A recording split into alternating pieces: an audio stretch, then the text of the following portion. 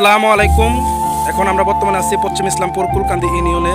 আজকে তাপমাত্রা অনেক বেশি, কৃষকরা খুব হিমশিম খাচ্ছে ধান কাটতে। এখনও এই বন্ধে ধান কাটা মেশিন এখন পর্যন্ত একটা আছে, সেটা তো অনেক এরিয়া বা বিশাল বড় একটি বন। এই বন্ধে কৃষক ভাইরা খুব কষ্টে ধান কাটতেছে গরমের কারণে, এবং কামলার দাম অনেক বেশি। এখন আমরা আমার চাচা সুজন চাচার সাথে কিছু কথা বলবো, আপনারা শুনেন।